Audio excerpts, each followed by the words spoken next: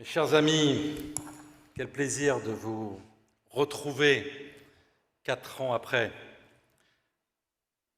Monsieur le ministre, mesdames et messieurs les parlementaires, messieurs les présidents, l'ensemble des représentants de cette belle filière automobile française.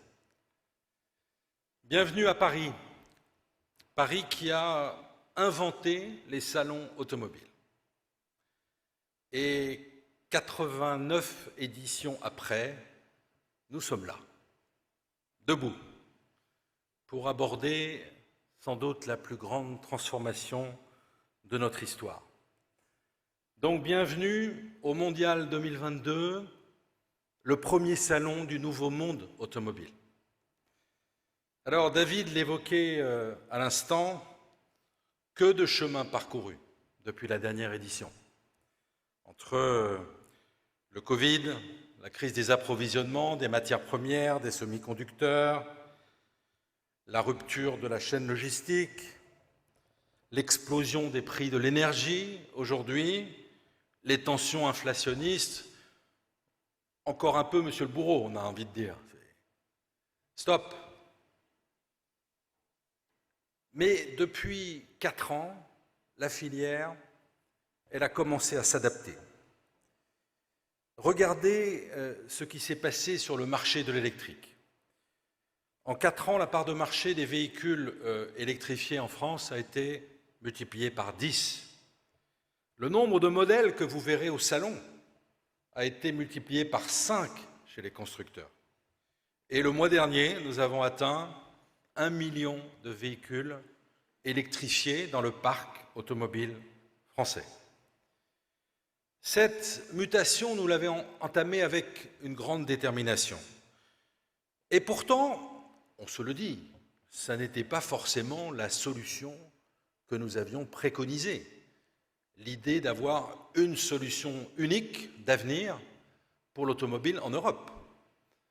Rappelez-vous, nos échanges depuis 3 ans, nous avions préconisé ce qu'on appelait la neutralité technologique, avec un principe simple. Chacun fait son boulot, le législateur légifère et les industriels mettent en œuvre les solutions technologiques pour y parvenir. La décision a été prise au mois de juillet dernier par le Parlement, par la Commission, par le Conseil européen. Et donc, nous allons vers une solution technologique unique pour assurer cette transition énergétique. La filière automobile, elle se veut à l'avant-garde en matière de transition énergétique. Elle se veut à l'avant-garde parce qu'elle l'a toujours été. Oui, nous sommes légitimes pour être apporteurs de solutions face à ce grand défi. N'avons-nous pas réduit les émissions de CO2 de 50% ces 20 dernières années? N'avons-nous pas divisé par 10 les émissions de particules? N'avons-nous pas divisé par 6 les émissions d'oxyde d'azote, de NOx? Donc, la filière automobile française, elle a été à l'avant-garde de ce combat. Elle sera exemplaire en la matière. Mais la vraie question, la seule question qui vaille, sommes-nous capables, dans des délais aussi contraints, de prendre ce virage sans conséquences pour les consommateurs, sans conséquences pour la filière que vous représentez ici, qui fait le fleuron de l'industrie française. Et je crois que nous avons 2 grands types de sujets sur lesquels nous devons encore apporter des réponses. Et je l'ai dit, nous l'avons dit les uns les autres au président de la République hier, qui nous a fait l'honneur de sa présence. Nous avons un premier défi à relever avec ce passage à l'électrique, c'est celui de l'acceptation sociale. Le succès de l'automobile, et on vient de le voir dans ce film, ça a été, tout au long du XXe siècle, son accessibilité. Le fait que c'était le meilleur moyen de transport à moindre coût, celui qui garantissait une liberté fondamentale, la liberté de circulation. la liberté de mouvement. Et l'automobile a été un succès parce qu'effectivement, elle était accessible au plus grand nombre. Si Renault, mon cher Luca, a vendu 4 millions de 4L dans l'histoire, 8 millions, pardon, excuse-moi, 8 millions de 4L dans l'histoire, si Citroën a vendu 9 millions de 2 chevaux, c'est bien parce que c'était des voitures accessibles au plus grand nombre. Et le pire serait que le passage aux véhicules électriques fasse de l'automobile un produit de luxe, crée une mobilité à 2 vitesses. Alors, compte tenu de l'écart que vous connaissez les uns les autres, qui existe entre le prix d'un véhicule électrique et celui d'un véhicule thermique, on voit bien que les constructeurs et la filière dans son ensemble d'un côté, les pouvoirs publics de l'autre, vont devoir, pendant quelques années, compenser cet écart de manière à ce que l'automobile reste accessible. Et les annonces à cet égard faites hier par le président de la République vont évidemment dans la bonne direction. Mais, monsieur le député, c'est un effort permanent. C'est un effort de chaque instant pour pérenniser les dispositifs, pour éviter les à-coups, éviter les changements de réglementation. L'acceptation sociale, je l'évoquais, c'est la liberté de mouvement, donc, qui a fait le succès de l'automobile. 89% des Français associent l'automobile à la liberté. 87% des Français ont besoin de leur voiture tous les jours. Tous les jours. Alors pour garantir cette liberté avec les véhicules électriques, il nous faut ce qui a existé pendant plus de 100 ans, c'est-à-dire le réseau d'alimentation, en l'occurrence de bornes de recharge, qui seront indispensables pour faire du VE un succès. Or, la France est en retard et l'Europe est très en retard. Nous installons aujourd'hui en France 500 bornes nouvelles dans le réseau public par semaine.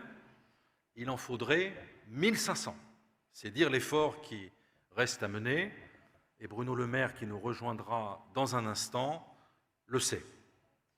Enfin, l'acceptation sociale, c'est évidemment l'impact, les conséquences de cette mutation en termes d'emploi. L'automobile, elle est ancrée dans nos territoires. Elle est ancrée à travers des hommes et des femmes au savoir-faire unique, d'exception, qui se le transmettent de génération en génération, qui sont fiers de leur patrimoine industriel unique.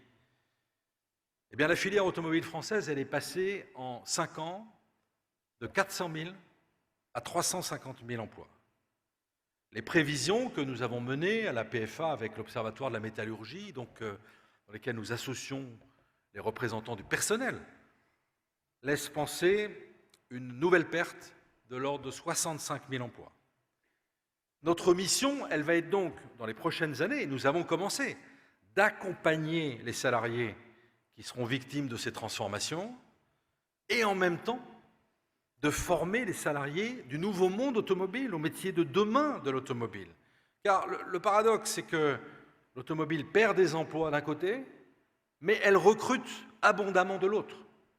Songez qu'en France, cette année, il y aura eu 75 000, je dis bien 75 000, projets de recrutement recensés dans la filière automobile. C'est pour cela que nous créons au sein de la filière, avec l'État, avec le ministre de l'Emploi sera là ce soir, nous créons des campus des métiers. Nous avons 7 qui sont programmés sur l'ensemble du territoire, campus des métiers et des qualifications dans les grandes régions automobiles. Acceptation sociale d'un côté. Le deuxième type de défi que nous avons à relever, il touche à la reconquête de notre souveraineté industrielle. Mes chers amis, la décision qui a été prise au mois de juillet dernier, ça s'appelle un abandon de souveraineté. C'est sans doute la première fois dans l'histoire qu'un continent qui maîtrise parfaitement une technologie, qui l'a inventée, qui déploie l'excellence dans ce secteur, décide d'y renoncer. Ça s'appelle un désarmement unilatéral. Alors, il va nous falloir, dorénavant, reconquérir cette souveraineté sur l'ensemble de la chaîne de valeur automobile, la nouvelle chaîne de valeur, celle de l'électrique. De grands investissements vont être nécessaires, puisque c'est un nouveau départ. Ils sont en cours. Certains sont présentés ici même, au Mondial de l'automobile. Vous savez que AlixPartners a évoqué dans le monde, à l'horizon 2026, un montant de plus de 500 milliards d'investissements dans l'électrique. Et tout l'enjeu, c'est de savoir quelle part de marché de ces investissements, la France, qui a inventé l'automobile au XIXe siècle, qui a été une grande nation automobile au XXe siècle, est capable de capter sur son territoire. Le chemin a commencé à être tracé avec les projets de Gigafactory dans le nord de la France, 3 en cours, la localisation de moteurs électriques, de projets d'électronique de puissance. Je vois Christophe Périllat qui s'exprimera dans quelques instants, les projets de piles à combustible, d'hydrogène vert. Ce sont des investissements massifs pour la filière automobile française. Et pour être localisé en France, pour capter la plus grande part de marché de ces 500 milliards, eh bien oui, nous avons besoin de mener un combat permanent, celui de la compétitivité. Alors certes, il y a eu des efforts menés par le gouvernement ces dernières années. Il va continuer, je pense aux impôts de production, mais je dirais que la baisse des impôts de production, le maintien du crédit impôt recherche, le renoncement de grâce à toute créativité en matière de taxes nouvelles, notamment dans les débats budgétaires, la réduction de l'écart qui existe au niveau même européen, au sein de l'Union, sur les aides AFR. Tout cela doit constituer le fil conducteur d'une compétitivité qui permettra d'attirer en France le maximum de projets pour l'automobile. Reconquérir la souveraineté, c'est aussi faire de l'électricité décarbonée française un atout en matière d'attractivité, et donc de considérer le passage à l'automobile électrique, à la batterie, dans le cadre d'une analyse complète du cycle de vie, et pas uniquement du réservoir jusqu'à la roue. Et là, la France, elle est compétitive quand il y a de l'électricité, à un coût raisonnable, puisqu'elle émet 4 fois moins de CO2 dans sa production d'électricité que la moyenne des autres pays européens. Enfin, nouvelle souveraineté égale réduction de notre dépendance sur de nouveaux segments de la chaîne de valeur de l'électrique. Je pense évidemment à l'amont, je pense aux métaux rares. Et là, nous avons besoin, songez que la demande de métaux va être multipliée par 11 d'ici 2030, de nickel par 12, à l'horizon 2050, on est plutôt à une multiplication par 40. Songez que le monde va extraire autant de cuivre dans les 20 prochaines années qu'il n'en a extrait depuis l'origine de l'homme. C'est ahurissant. Eh bien, pour être souverain en matière de chaîne de valeur batterie électrique, il va nous falloir mettre en œuvre les sourcings, structurer une filière d'extraction, de raffinage. Le rapport de Philippe Varin, à cet égard, fait des propositions remarquables qu'il convient, et je l'ai dit au gouvernement, je l'ai dit au président hier, dorénavant de mettre en œuvre. Puis il n'y a pas que ça, il y a aussi se désengager progressivement de ces aimants, ces métaux, ces matières premières. Et à cet égard, les initiatives qui sont présentées sur le salon de nouveaux moteurs. Je pense chez Aluca aux moteurs présentés avec Valeo, sont évidemment une réponse pour cette reconquête de souveraineté. Mes chers amis, que de turbulences. Que de turbulences, mais nous sommes encore debout, comme je le disais au début. Jamais on n'aurait pu imaginer, il y a 4 ans, un bouleversement aussi rapide, une telle accélération de cette transformation. Alors bien sûr, elle lève des inquiétudes, elle peut constituer une menace, mais c'est un nouveau départ pour l'automobile française.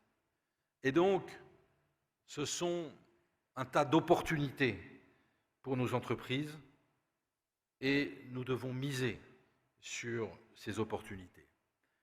Sachons donc faire ensemble de cette transformation un nouveau départ pour notre industrie. La France et l'automobile, on l'a vu dans ce film, c'est une passion de plus d'1 siècle. Eh bien, ensemble, nous allons réinventer cette passion. Merci à vous.